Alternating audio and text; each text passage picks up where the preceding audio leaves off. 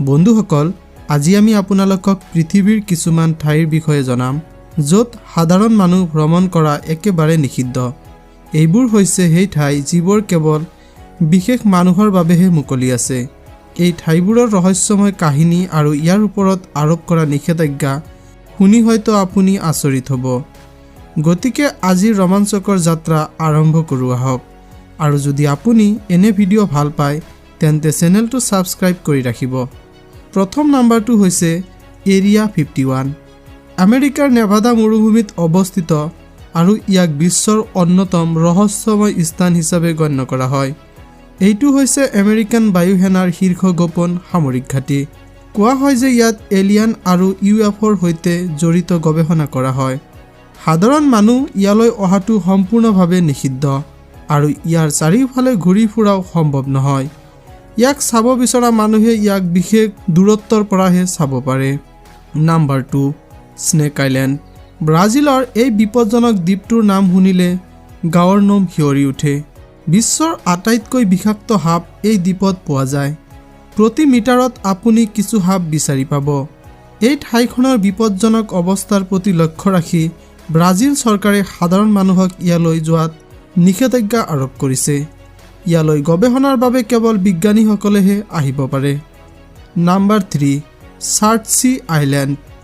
আইচলেণ্ডত অৱস্থিত এই দ্বীপটো বিশ্বৰ অন্যতম নতুন দ্বীপ, যিটো আগ্নেয়গিৰিৰ বিস্ফোৰণৰ পিছত উদ্ভৱ হৈছিল।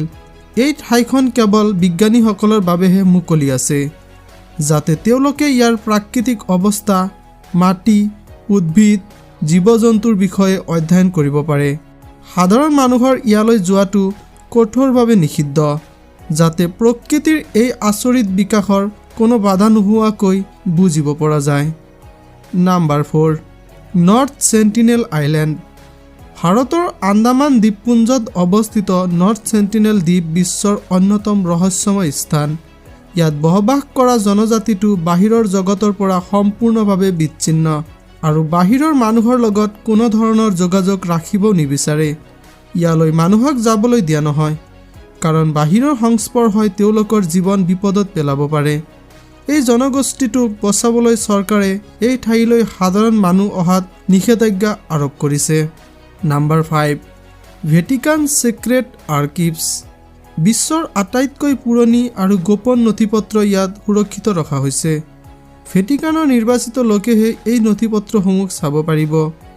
ইতিহাসবিদসকলৰ মতে গীৰ্জাৰ গভীৰ গোপনীয়তা আৰু অমূল্য ধৰ্মীয় নথিপত্ৰ ইয়াত উপস্থিত আছে, যিবোৰ কেতিয়াও কোনো সাধাৰণ মানুহক দেখুওৱা হোৱা নাছিল। এই ঠাইবোৰৰ কাহিনী, ইয়াৰ ইতিহাস আৰু ইয়াৰ লগত জড়িত ৰহস্যই আমাক সদায় মোহিত কৰে।